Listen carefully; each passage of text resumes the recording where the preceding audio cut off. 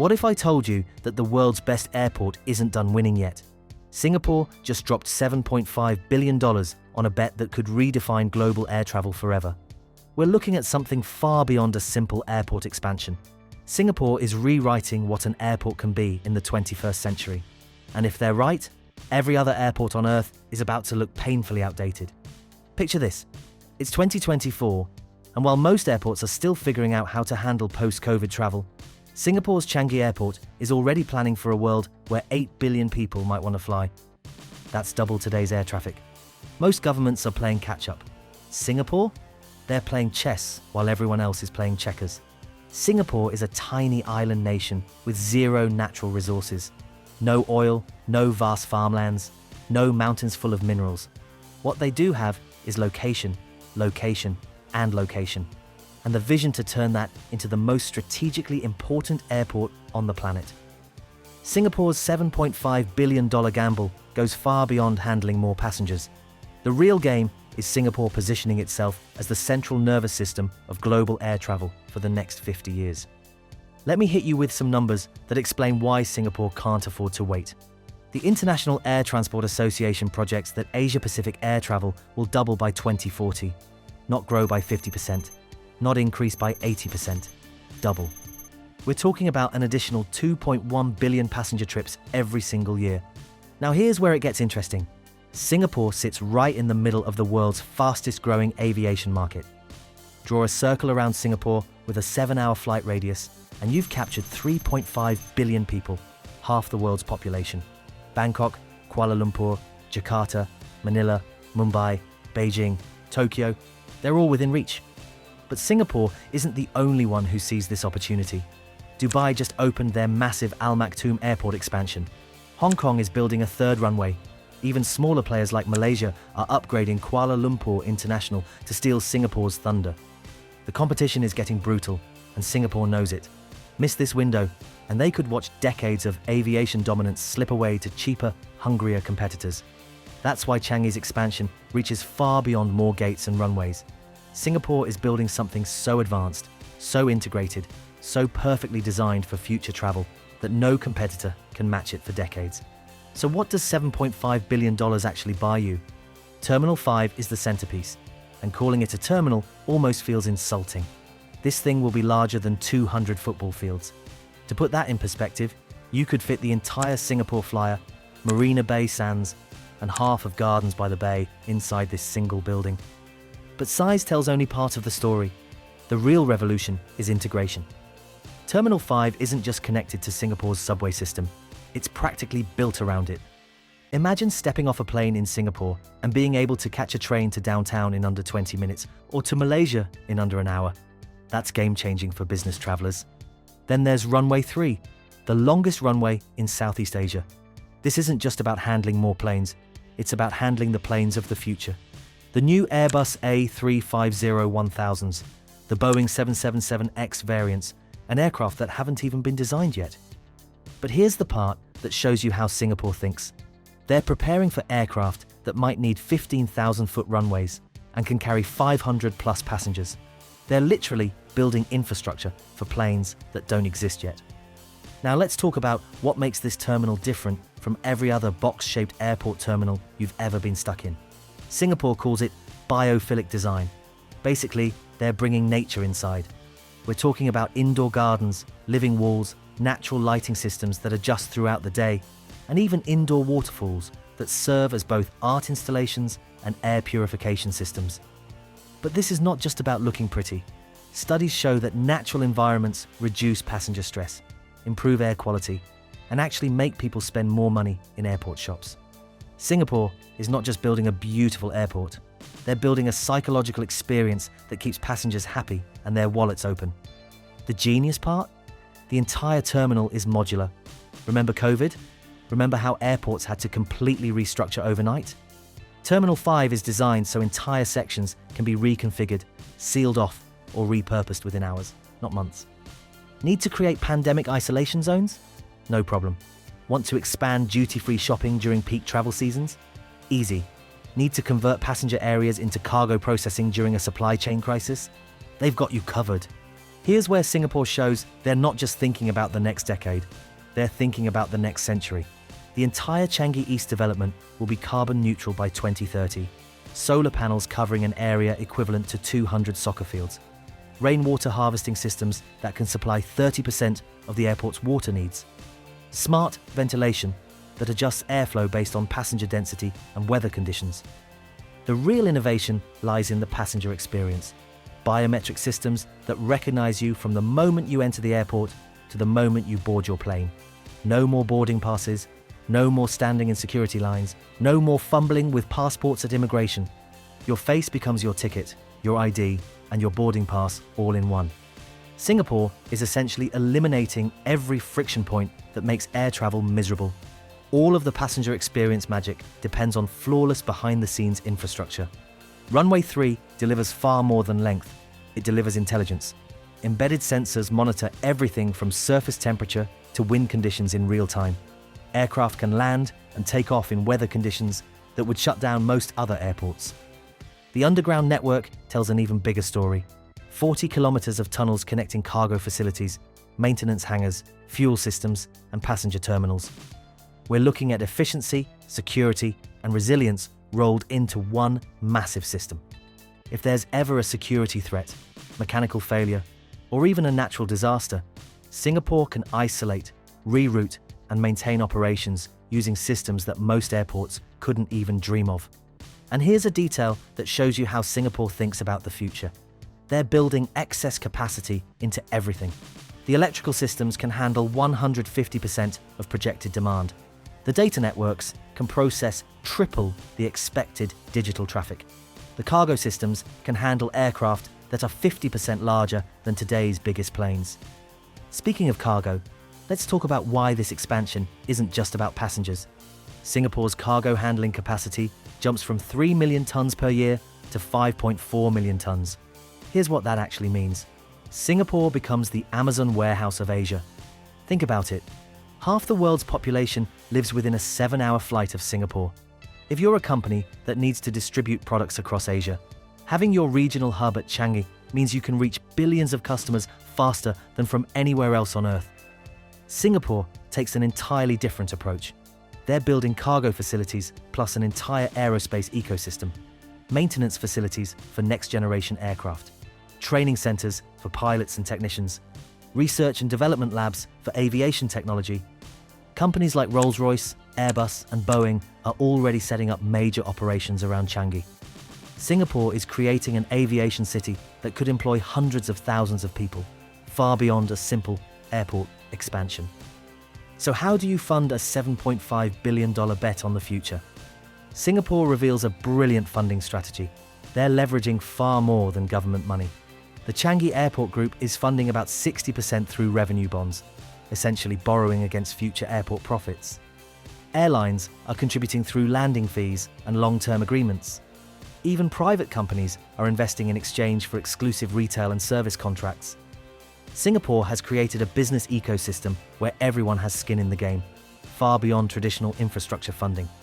The timeline? Phase 1 opens in 2030, with full operations by 2035. Here's what's fascinating. COVID actually helped the project. The pandemic delays forced Singapore to redesign major systems, incorporating lessons learned from the worst travel disruption in aviation history. The result? Terminal 5 will be the first airport terminal designed from the ground up for pandemic resilience, supply chain disruptions, and rapid operational changes. Let's be completely honest. We're looking at a massive gamble, and the risks are very real. First, there's the environmental challenge. Singapore is literally creating new land through reclamation to build this expansion. Marine ecosystems, air quality, noise pollution. Singapore is betting they can manage these impacts without destroying what makes their island nation attractive in the first place. Second, the engineering risks are enormous. Singapore sits on soft marine clay that makes building massive structures incredibly challenging.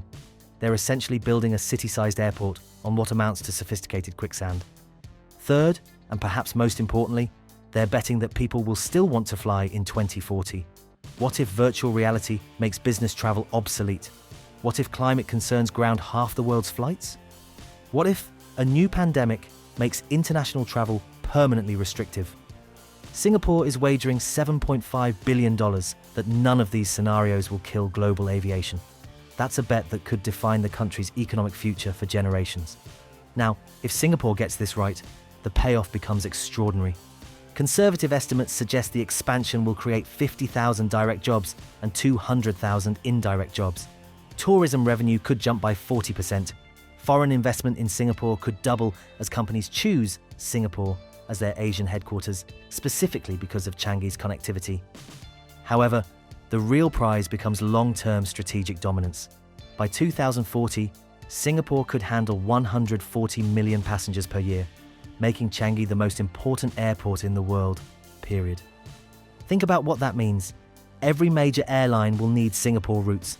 Every global company will want Singapore connections. Every tourist visiting Asia will likely pass through Singapore. Singapore has created something that reaches far beyond an airport expansion.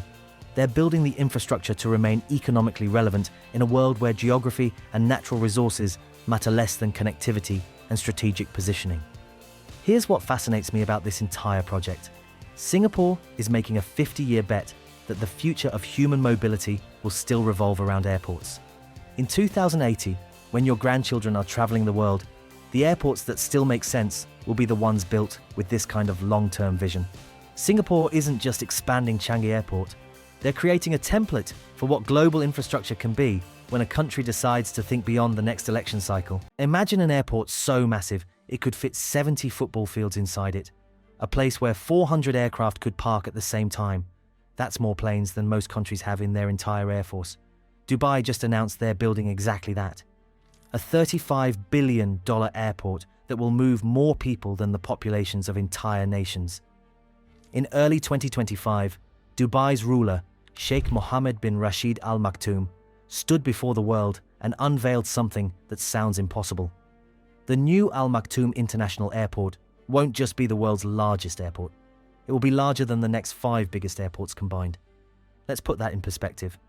Hartsfield-Jackson in Atlanta, currently the world's busiest airport, handles about 107 million passengers a year. Dubai's new airport is designed for 260 million passengers annually. That's like moving the entire population of Indonesia through one building every single year. 400 gates, 5 runways, a terminal complex so enormous that it stretches across an area equivalent to 70 square kilometers. That's bigger than the entire island of Manhattan. The price tag? $35 billion. To understand how staggering that number is, consider this. It's more than the GDP of 100 countries. It's enough money to build 15 Burj Khalifas, the world's tallest building. It's 3 times what it costs to build the entire Hong Kong International Airport. But Sheikh Mohammed didn't hesitate. He announced the project with absolute confidence, declaring that Dubai would become the world's largest airport for international travelers and cargo. Most people hear these numbers and think, that's impressive. But the real question is not about the size or the cost. The real question is, why? Why would a city of 3.6 million people need an airport that can handle 260 million passengers? Why now? And why are they willing to bet $35 billion on this single project? Pull up a globe. Now draw a circle with Dubai at the center, reaching 4,000 miles in every direction. You've just covered 2/3 of the world's population. London, Moscow, Mumbai, Singapore, Nairobi, all within a single flight from Dubai. This is not an accident. This is the entire strategy. Dubai sits at the perfect crossroads. It's exactly halfway between Europe and Asia. It's the natural stopover point for anyone traveling from the west to the east. When someone in London wants to fly to Bangkok, or when someone in Frankfurt heads to Singapore, Dubai is right there in the middle. Here's what most people don't understand about modern aviation. Airlines don't make their real money flying people directly from point A to point B. They make it by connecting passengers. Think of it like a highway interchange. The busiest, most profitable interchanges aren't at the beginning or end of journeys. They're in the middle, where multiple routes converge. Dubai figured this out decades ago. Emirates, Dubai's flagship airline, built an entire empire on this model. They don't just fly people to Dubai, they fly people through Dubai. Someone traveling from Manchester to Melbourne stops in Dubai. Someone going from Johannesburg to Jakarta connects in Dubai. The airport becomes a massive hub where passengers from hundreds of cities all converge, mix, and redistribute to hundreds of other destinations. Dubai International Airport, their current main airport, already handles over 85 million passengers a year, making it one of the world's busiest airports for international travelers. But here's the problem. It's completely maxed out. The terminals are packed. The runways are operating at full capacity. There's literally no room to grow. And growth is everything in Dubai's model.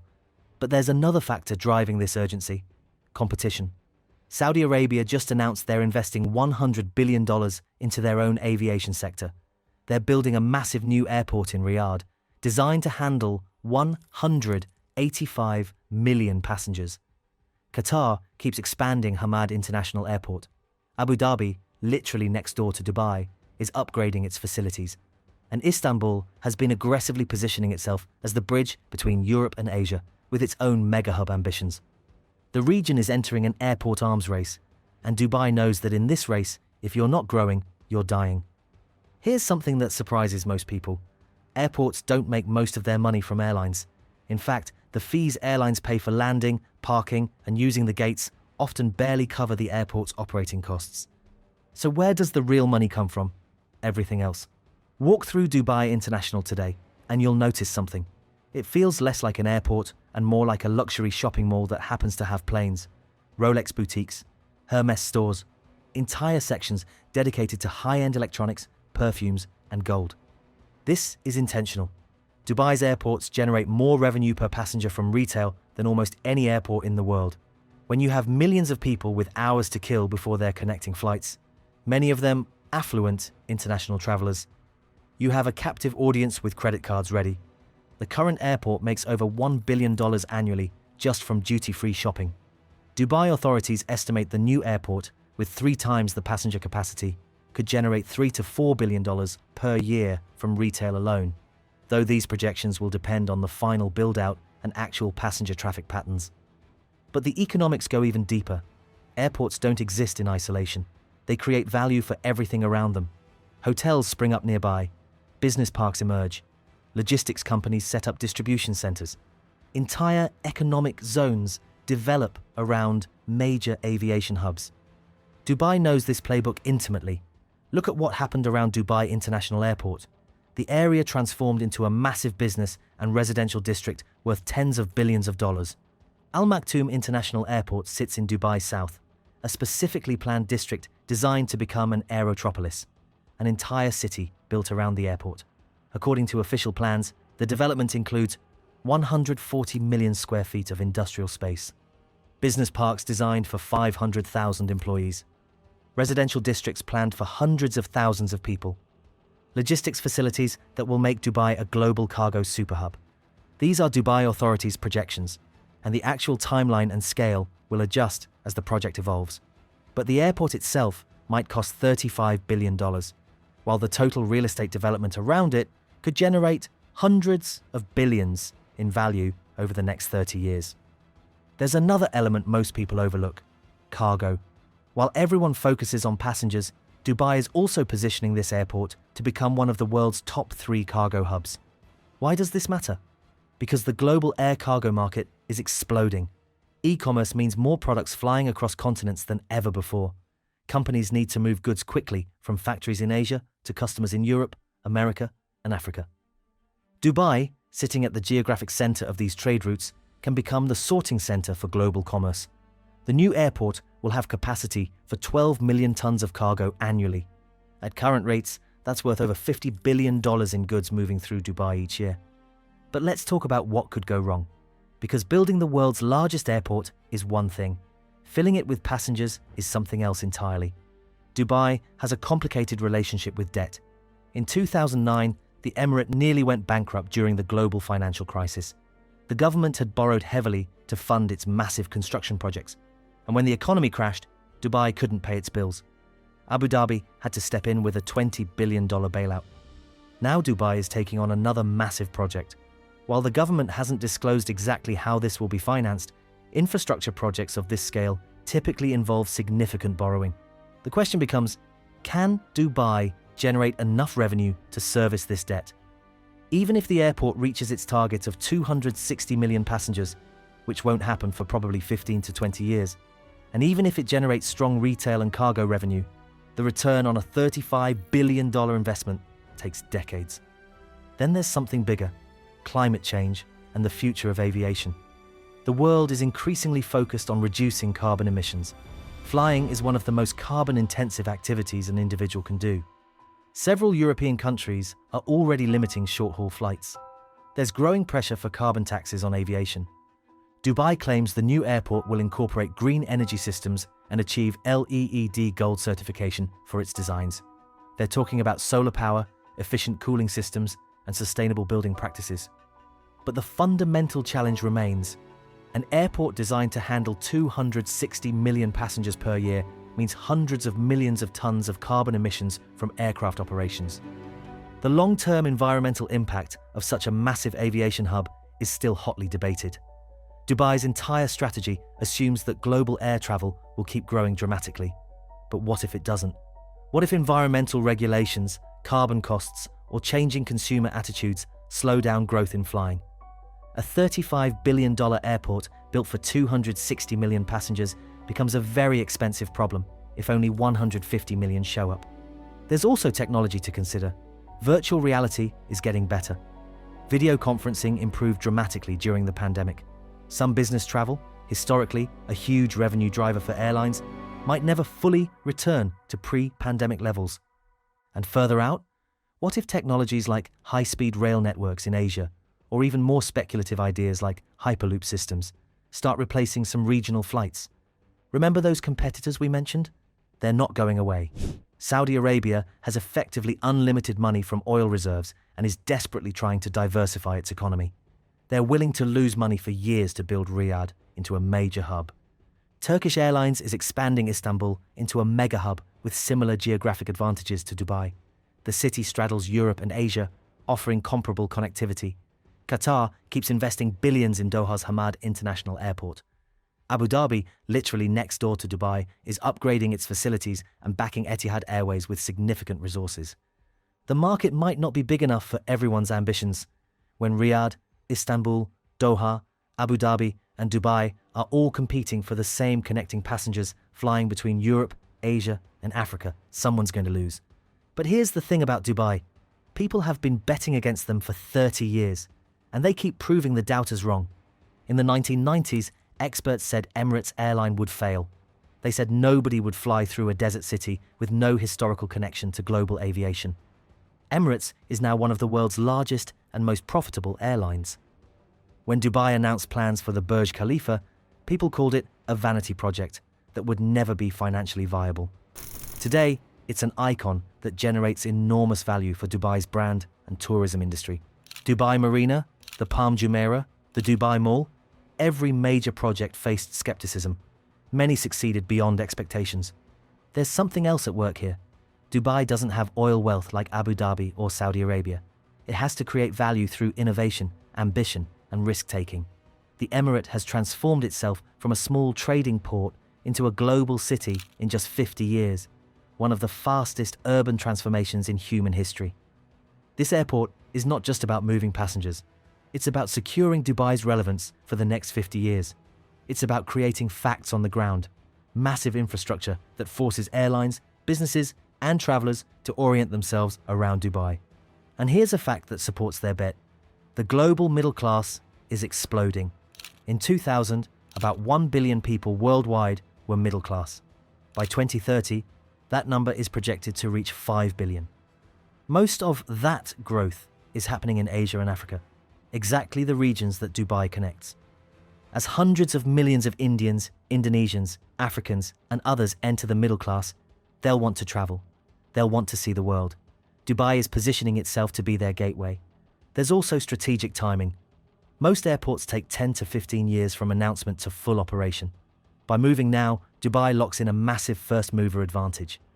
By the time Saudi Arabia's Riyadh airport is fully operational, Dubai's new airport will already be capturing market share, establishing airline partnerships, and building the network effects that make hubs successful. In aviation, these advantages compound. Airlines want to fly where other airlines already fly. because it creates more connection options for passengers. Passengers want to fly through hubs with lots of options. It's a self-reinforcing cycle. So here's what this is really about. Dubai is making a $35 billion bet that the world will keep globalizing, that people will keep flying, that connecting through hubs remains the most efficient way to move masses of people across continents. They're betting that geography still matters in an increasingly digital world, that the map, those 4,000-mile circles connecting 2/3 of humanity, gives them an unbeatable advantage.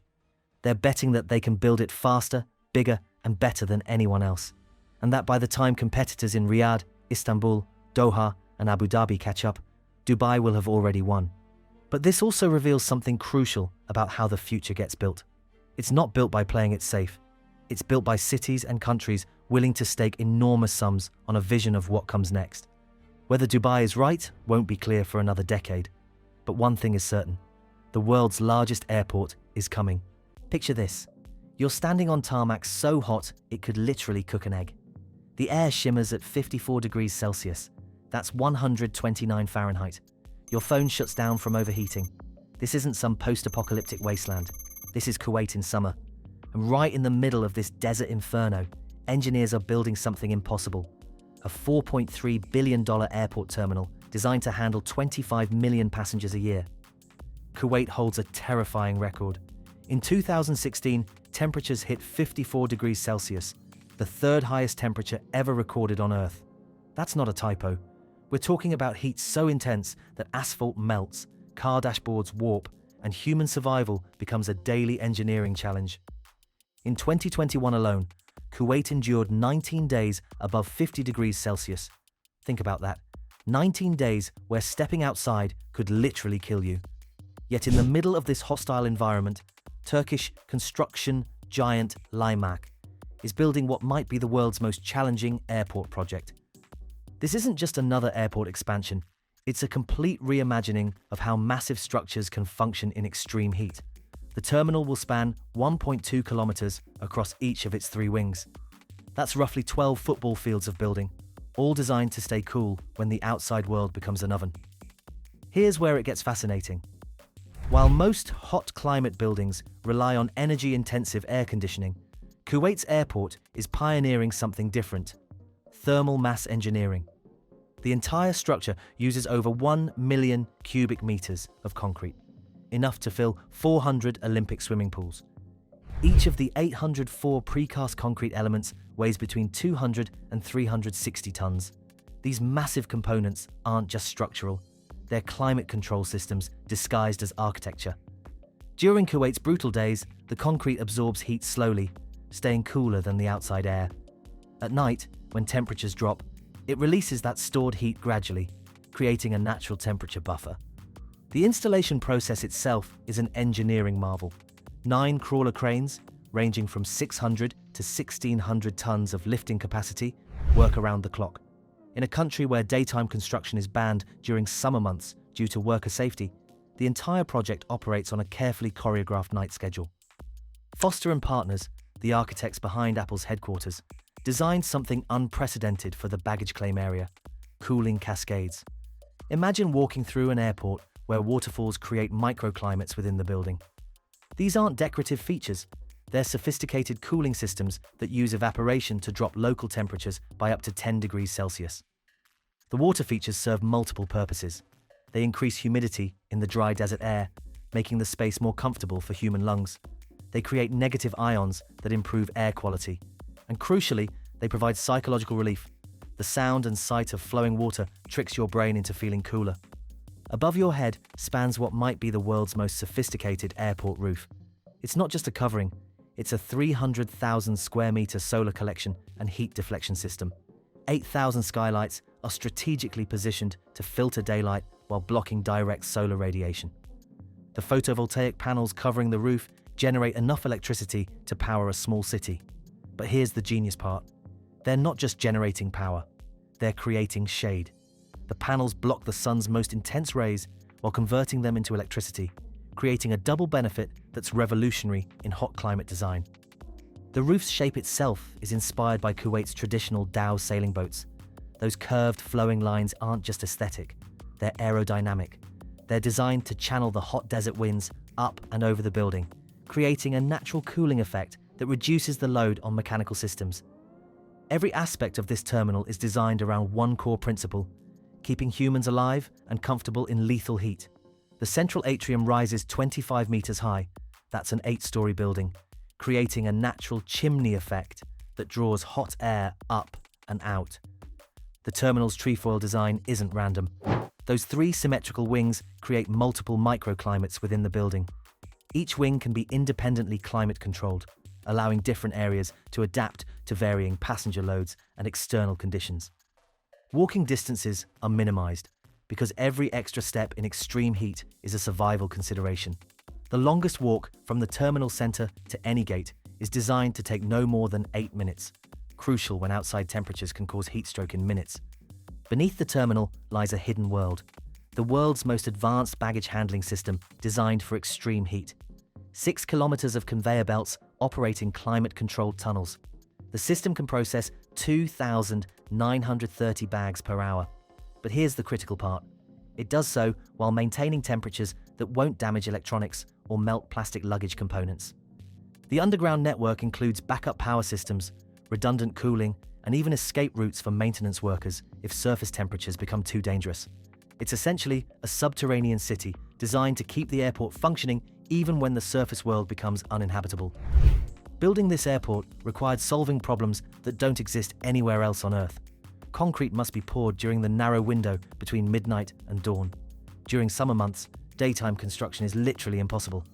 Workers would die from heat exposure. The construction crew operates like a military unit. Night shifts begin at 10 p.m. when temperatures drop to a manageable 40 degrees Celsius. By 6 a.m., as the sun rises, all outdoor work stops. Tools are stored in climate-controlled containers because metal equipment left in the sun becomes too hot to handle. Material storage is its own challenge. Steel reinforcement bars expand and contract so dramatically in the temperature swings that special joints had to be designed to accommodate the movement. Concrete mixing trucks require special insulation to prevent the concrete from setting before it reaches the pour site. Here's the mind-bending irony. This airport, built in one of the world's hottest places, is targeting LEED Gold certification, the highest environmental standard for buildings. It's designed to be the world's first passenger terminal to achieve this level of environmental accreditation. The energy consumption is carefully balanced. While the cooling systems require enormous power, the solar arrays and efficient design features aim to make the building nearly energy neutral. During peak summer months, the airport will consume as much electricity as a small city, but it will also generate a significant portion of that power from its own solar systems. What's happening in Kuwait is bigger than just one airport. As climate change pushes global temperatures higher, the engineering solutions being developed here will become blueprints for survival architecture worldwide. The thermal mass techniques being perfected could revolutionize construction in hot climates from Phoenix to Dubai. The cooling cascade systems could be adapted for hospitals, schools, and residential buildings. The solar integration methods could transform how we think about building integrated renewable energy. Beyond the engineering marvels, this project represents something profound about human determination. In a place where summer temperatures regularly exceed the survivable limits for human beings, thousands of workers are creating something that will serve millions of travelers for decades to come. The construction workforce operates in conditions that would be considered torture in most parts of the world. Yet they're not just surviving, they're creating architectural history. The project requires specialized protective equipment, cooling suits, and medical monitoring that reads like something from a space program. The original timeline called for completion by 2022. But building in extreme heat means delays are inevitable. Equipment failures from thermal stress, limited working hours, and the sheer physical challenge of working in such conditions have pushed completion to 2024 and beyond. Every day of delay costs millions, but rushing in these conditions isn't just expensive, it's deadly.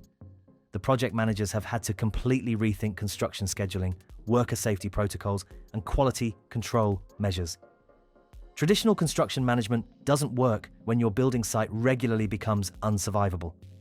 This airport is a statement of national ambition. Kuwait is positioning itself as a major player in global aviation, competing directly with Dubai and Qatar for dominance in Middle Eastern air travel.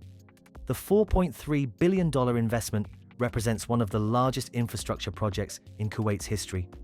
It's a bet that the country can overcome its geographical challenges and become a major transit hub connecting Asia, Europe, and Africa. The airport's success or failure will have implications far beyond Kuwait's borders. The airport incorporates building information modeling on a scale never before attempted. The entire structure exists as a digital twin, allowing engineers to simulate everything from structural stress to thermal performance before a single concrete block is poured. Smart building systems monitor everything from air quality to structural movement. Sensors throughout the building provide real-time feedback on how the structure responds to extreme temperatures, creating data that will inform future construction projects in hot climates worldwide. As we approach the completion, can this airport handle 25 million passengers annually while maintaining comfort, efficiency, and environmental responsibility in one of the world's most challenging climates? The answer will determine whether Kuwait's $4.3 billion gamble pays off, and whether the engineering solutions developed here will become the blueprint for building in our planet's increasingly extreme future. Off the coast of China, engineers are doing something that sounds impossible. They're building an island from scratch in the middle of the ocean. And not just any island, one big enough to hold one of the largest airports on Earth. When it's finished, it'll cover 2,800 football fields and move more people each year than an entire city. This is Dalian Jinzhou Bay International Airport, and the reason it exists might surprise you. Let me paint you a picture of what's happening right now in Dalian. 3 years ago, off China's northeastern coast, there was nothing but open sea. Today, there's a landmass the size of Manhattan rising out of the water. 20 square kilometers of new land, built entirely from the ocean floor up. That's the equivalent of 3,500 soccer fields, or an entire town flattened out and rebuilt on water. And China didn't discover this land. They created it. Sand, rock, and steel, forming an island where none existed before. To understand how massive this is, think of Hong Kong International Airport, once called an engineering miracle. This one will be even bigger Kansai Airport in Japan, built on an artificial island in Osaka Bay. Smaller still. What China is building in Dalian makes both look like practice runs. But size is only the beginning. When it opens, the airport will have 4 operational runways, meaning 4 planes can land or take off at once. Coordinating that is like conducting 4 orchestras simultaneously, except each musician is a jet carrying hundreds of people. And they're planning ahead. The island has room to expand if demand grows. The terminal alone will cover 900,000 square meters. That's 200 football fields under one roof. Walking from one end to the other will feel like half a marathon. You could fit more than 100 Olympic swimming pools inside it.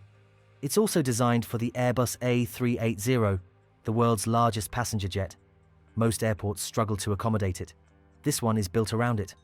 When Phase 1 opens, it's expected to handle 43 million passengers a year, more than the entire population of Canada.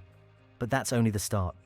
Once fully complete, the goal is 80 million passengers and 1 million tons of cargo every year.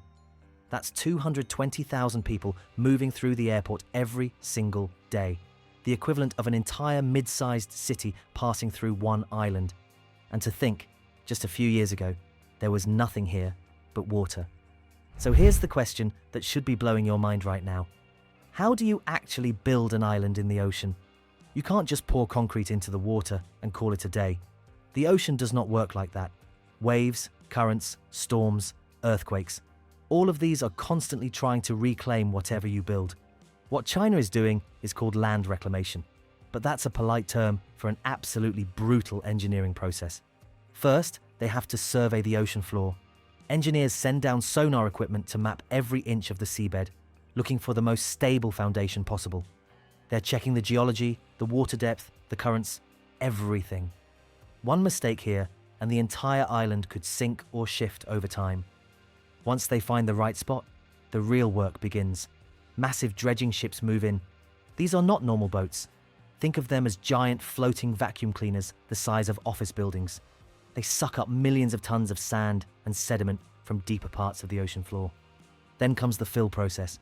That sand and sediment gets pumped through enormous pipes and deposited in precise locations. Layer by layer, they're literally raising the ocean floor until it breaks the surface. But you cannot just pile sand up and call it land. Water would wash it away in weeks. So they build massive seawalls around the perimeter, using enormous rocks and concrete blocks. Some of these blocks weigh as much as a car. They're dropped into place to form a barrier that can withstand typhoons and storm surges. Then they compact the land. Heavy machinery rolls over it thousands of times, pressing it down, making it stable enough to support the weight of runways, terminals, and eventually millions of people. The engineering challenges are mind-boggling. Dalian sits in an area that experiences harsh winters. The sea freezes, so the island has to be built to handle ice expansion and contraction. It's in an earthquake zone, so the foundation needs flexibility. Rigid structures would crack and crumble. And there's the saltwater problem. Saltwater corrodes everything: steel, concrete, electronics. All of it degrades faster near the ocean. Every material used has to be specially treated or designed to resist corrosion for decades. China has been perfecting this technology for years. They've built artificial islands in the South China Sea, expanded their coastline in multiple cities, and constructed several offshore airports. Each project taught them something new. Dalian is then putting all that knowledge together into one mega project. But here's what makes this different from just showing off engineering skills. Location matters. And Dalian's location? It's everything. Pull up a map and look closely at Dalian. It sits at the very tip of the Liaodong Peninsula, reaching into the Yellow Sea. To the east lies South Korea, to the northeast, Japan, and to the north, Russia's Far East. Dalian is a strategic pivot point between three of the world's largest economies. Northeast Asia is one of the planet's most powerful economic zones. Within a few hundred miles, you have China, Japan, and South Korea, plus the Russian port of Vladivostok, forming a dense cluster of trade, industry, and innovation. But China has faced a problem here: connectivity. Most of its global gateways are far to the south: Beijing, Shanghai, Guangzhou, Shenzhen. Meanwhile, the northeast, once China's industrial heartland, has been left behind. This region built the country's factories, steel mills, and shipyards. But as China moved toward technology and services, many cities declined, young people left. Investment followed. Dalian has been the exception. Its deep water port keeps it prosperous, but its infrastructure has held it back. The current airport is too small, too old, and can't handle the traffic needed to make Dalian a true regional hub. So China asked a simple question: what if Dalian became the aviation gateway to all of Northeast Asia? Think about that. Today, flights between northeastern China, South Korea, Japan, and Russia often route through Beijing, Seoul, or Tokyo, adding time, cost, and complexity. But a new, purpose-built mega airport in Dalian could change everything. Direct routes, faster travel, lower prices, more business, more tourism, more trade. And for China, that's not just convenience, it's strategy. Beijing wants to weave Northeast Asia into a single economic network with itself at the center. To do that, it needs infrastructure that makes China indispensable to its neighbors. That's what this project is really about. It's not just building runways on reclaimed land. It's about claiming a position on the regional map that can't be ignored. In the 21st century, you don't win the geography game by owning the land. You win it by building the connections, the ports, the railways, and the airports that make your location matter. Now let's talk about the part everyone whispers about, but few people explain clearly. How much is this actually costing, and why is China willing to spend it? Building an artificial island in the ocean and putting a mega airport on top is not cheap. Estimates for projects like this typically range between $10 billion to $15 billion for the initial construction. But the total investment, including infrastructure connections, support facilities, and long-term development, could easily push past $40 billion over the next decade. That's not a typo, $40 billion. To put that in perspective, that's more than the GDP of entire countries like Iceland or Jamaica. It's enough money to build 40 major hospitals or fund a small nation's annual budget. So why would China do this? The simple answer: because they can see 20 years ahead, and what they see is worth it. Here's how China thinks about infrastructure. In the West, particularly in the United States, infrastructure projects get analyzed through immediate cost-benefit calculations. How much will it cost? How quickly will we see returns? What's the profit margin? China does not think that way. They think in terms of strategic positioning and long-term network effects. An airport is not just a building where planes land. It's a catalyst.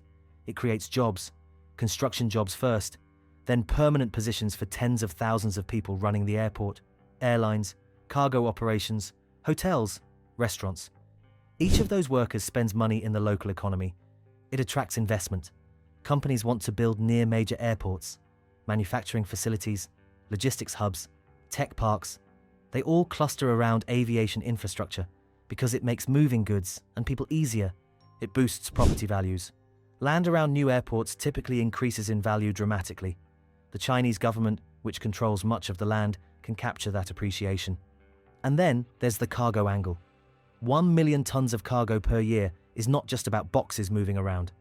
Dalian becoming a logistics hub for the entire region means high-value electronics from Japan, automotive parts from Korea, resources from Russia, finished goods from China, all flowing through one centralized point. Control the logistics, control the trade, control the trade, control the economic relationships. There's also a national pride element that's hard to quantify, but impossible to ignore. China is building projects like this partly because they can, and partly because it sends a message. We're not just catching up to the West anymore, we're surpassing it. But here's the uncomfortable question. What if it does not work? History is littered with megaprojects that failed, airports that never filled their capacity, islands that eroded, billions spent on infrastructure that ended up underutilized. China itself has examples. Ghost cities in Inner Mongolia, high-speed rail lines that run mostly empty, massive bridges connecting places where few people actually travel. Could this airport become another white elephant? Could it sit there, beautiful and modern, with runways echoing with emptiness? It's possible. But here's why China is betting it would not happen. China has learned from its mistakes, and they're applying those lessons to Dalian. First, they're building this in phases. The first phase is actually scheduled to open around 2026. That's just around the corner. The full completion with all facilities operational? That's targeted for 2035. The airport would not just suddenly open with capacity for 80 million passengers. Phase 1 targets 43 million. That's ambitious, but achievable based on current regional travel patterns and growth projections. Now, here's the reality check. Land reclamation projects in China have faced delays before. The construction timeline has already been pushed back from earlier estimates. Building an island in the ocean does not follow neat schedules. Weather, engineering challenges, and unforeseen complications happen. So while 2026 is the target for initial operations, delays are part of the game with projects in this complex. If demand grows, they expand. If it does not, they pause. That's actually smart planning. Second, they are connecting this airport to everything else. High-speed rail links are already in the works. Highways are being expanded. The port is being upgraded. They're not building an isolated megaproject. They're building a transportation network with the airport as the centerpiece. Third, timing matters. Air travel in Asia has been growing faster than almost anywhere else in the world. Yes, there have been disruptions, but the long-term trend is clear. More people are flying, more cargo is moving by air, and the infrastructure needs to keep up. By the time full completion happens in the 2030s, China's middle class will be hundreds of millions larger than it is today. More disposable income means more travel. More businesses mean more cargo. The demand side of the equation looks solid. Fourth, and this is crucial, China has the political will and financial capacity to make this work, even if it's not immediately profitable. They can run losses for years if necessary, subsidizing operations until the airport reaches critical mass. Western democracies often cannot do that because voters and investors get impatient. China does not have that constraint. And finally, there's the geopolitical angle. If tensions in the region ever ease, if trade barriers come down, if political relationships improve, Dalian's geographic position becomes even more valuable. An airport designed for regional integration is a bet on peace and cooperation. If that bet pays off, the returns could be astronomical. But even if tensions remain, China benefits. They've upgraded their northeastern infrastructure, created economic activity in a struggling region, and demonstrated technological capability that intimidates competitors and attracts partners. So what are we really looking at here? On the surface, it's an airport on an artificial island, impressive engineering, massive scale, and a staggering price tag. But zoom out, and it's something bigger. A country reshaping its geography to reshape its economy, creating land where there was none, building connections where barriers once stood. The Dalian Jinzhou Bay Airport is not just concrete and steel. It's a statement of ambition and long-term vision. Will it work? Will those planes take off on schedule? Or will delays test that ambition? Nobody knows for sure. If you think building an island airport to reshape trade is bold, wait until you see what China is doing next. They're carving a highway straight through the Himalayas, linking China to Nepal and bringing it right to India's doorstep. It's not just engineering, it's strategy on a global scale. Click watch next to see that video. Thanks for watching.